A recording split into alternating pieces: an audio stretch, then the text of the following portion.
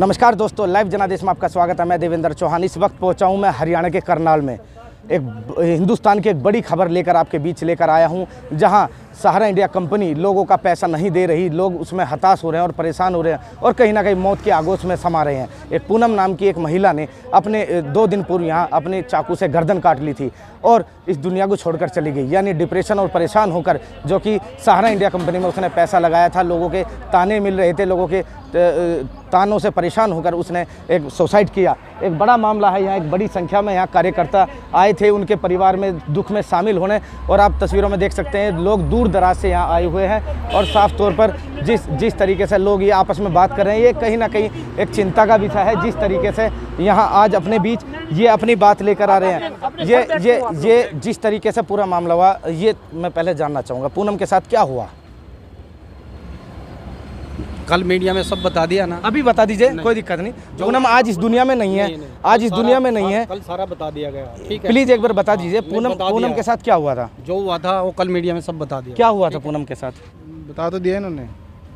पूनम के साथ क्या हुआ था? सर हमें तो मीडिया के थ्रू एक फोटो पिक्चर आई व्हाट्सएप पे, वो आई कि उन्होंने आत्महत्या की है सहारा से पेमेंट ना होने की वजह से। अच्छा, इसके अलावा हम तो परिवार से सुख दुख साझा करने के लिए आए हैं यहाँ पे। ठीक है। ताकि अकेला आदमी कुछ नहीं कर सकता, हाँ, ताकि इकट्ठे लोग होंगे तो कुछ कार्रवाई की जा सके। ठीक है। मैं खुद सहारा में वर्कर रहा हूँ, मैं खुद परेशान हूँ डिप्रेशन में। अच्छा, मेरे को लोग लगातार, यानी जो सहारा में जो कार्यकर्ता हैं वो डिप्रेशन में होने के बाद आत्महत्या सुसाइड कर रहे हैं। मैं तो ये चाहता हूँ कि आत्महत्या का ऐसी नौबत ना आए किसी की, कंपनी कुछ ना कुछ हल करे। अब दिल्ली के अंदर 5, 6, 7 तारीख को पूरे इंडिया के अंदर वहाँ जंतर मंतर पे धरना देना रहा, हम भी वहाँ पे गए, उसका हिस्सा बने।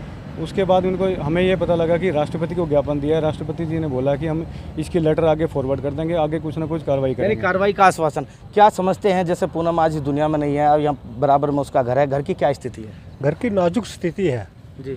और लेकिन अगर हम दूसरी तरफ देखा जाए तो सहारा की ही गलती है, जमाकर्ता की कोई गलती नहीं है। ठीक है। जमाकर्ता इनके घर पे नहीं गया, ये जो कार्यकर्ता है ये ही गया जमाकर्ता के घर में, उसको बहला फुसला के उससे लिए गए। और अब पेमेंट जो सहारा के पास है वो सहारा दे, और सहारा बार बार 16 यहाँ 18 इनसे वो कर रखी है, सोसाइटियाँ बना रखी हैं। केस सिर्फ 2 पे है और औरों पे तो नहीं है। औरों का पैसा वापस करें, ये कहते हैं कि आपको मिल गया तो आप दिलवा दो या और कोई दिलवा दो। यहाँ आपके यहाँ ब्रांच फ्रेंचाइजी है, ओनर है, वे चल रही हैं, बंद है? खुली हुई है, चल रही है। अच्छा, चोरी छुपे चल रही है, काम हो रहा है। कोर्ट से तो आदेश है कि कोई लेन देन बंद है। कोर्ट का आदेश है, कोर्ट के आदेश को इन्होंने माना कब है? अच्छा, कभी इन्होंने माना है? 2012 में माना है इन्होंने। आपने बात करी, आप क्या कह रहे हैं? जवाब ही नहीं, आगे हमें गुमराह कर रहे हैं ये। अच्छा, बिल्कुल गुमराह करा जा रहा है आपके सामने, मुंह पे कह रहे हैं, क्या कहोगे? तो ये जाने, हमने तो कभी इसको गुमराह नहीं किया। ये तो मेरे पास कह रहे हैं आपके। अरे मेरे यहाँ कोई इसका जमा नहीं है। ठीक है, मेरे यहाँ इसको कोई जमा ही नहीं है। मैं कैसे कह दूँ इसको गुमराह? सहारा में आपका पैसा जमा नहीं है? जमा है, रसीद है आपके? रसीदें हैं, सर्टिफिकेट है। मना कैसे कर रहे हैं? ये अरे मेरे ब्रांच में थोड़ी है।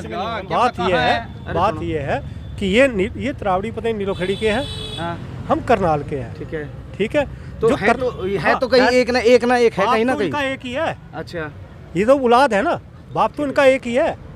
वो दे पेमेंट या औलाद दे।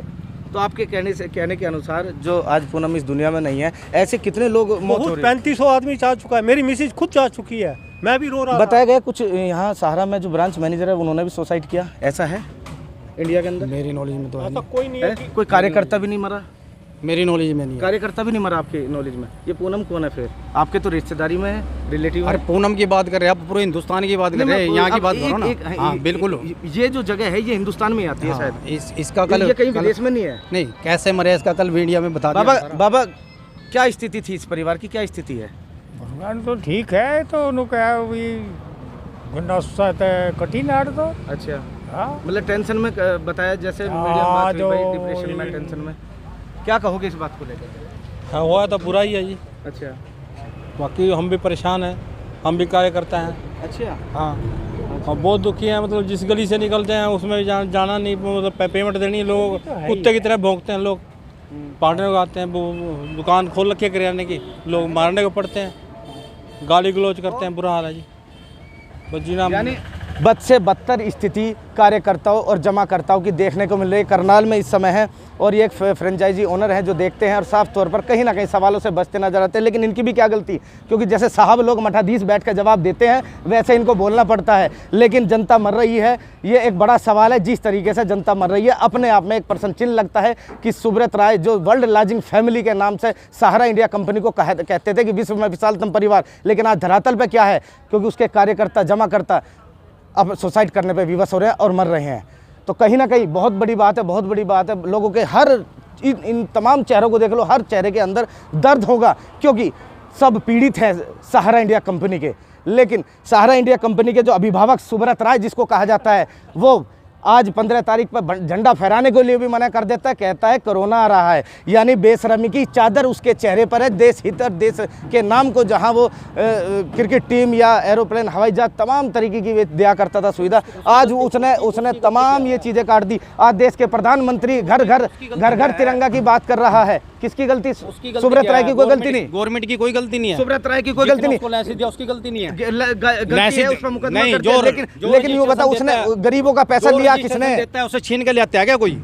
नो बताओ रजिस्ट्रेशन तो पता ना किस समय हुआ होगा, कितनी सरकारें आई कितनी गई। लेकिन सुब्रत राय वही है, वही पैसा लिया था। 2000 रुपए की सही कंपनी स्टार्ट की थी, आज करोड़ों रुपए लोगों के लिए। आज अगर वो पैसा वो सही समय पे देता लोगों के मेच्योरिटी, आज ये पूनम ये लड़की जिंदा होती है, औरत जिंदा होती है, उसके बच्चे आज यहाँ सुकून से होते हैं। तुम आज भी सुब्रत राय की पैरवी कर रहे हो, कहाँ दे रहा है सही समय पे? लेकिन रजिस्ट्रेशन देने वालों की गलती है। सहारा एक ऐसी कंपनी है कि आज तक जितने भी पब्लिक हैं उसको गुमराह किया है और इसका जिम्मेवार डायरेक्ट। ये साहब क्या कह रहे हैं? ये साहब क्या कह रहे हैं? इसलिए ये साहब जो है सहारा से आंखों पे पट्टी है, चश्मा है। नहीं, इनकी सैलरी मिल रही है। सवाल ये है कि सुब्रत राय ने जो भी सैलरी देता मैं, तू देता है सैलरी, तेरा बाप देता है सैलरी। आप ऐसे कैसे बोल रहे? गाली कैसे दे रहे? बोलो ऐसे कैसे बोल रहे हैं? गाड़ी या सैलरी की बात कर रहे हैं, ये गाड़ी नहीं है। जिस तरीके से नहीं सुब्रत राय हैं, सुब्रत राय हैं, उनसे जुड़े जो कर्मचारी हैं उनकी भी है। ये सबसे पहले सुब्रत राय की गिरफ्तारी होनी चाहिए, क्योंकि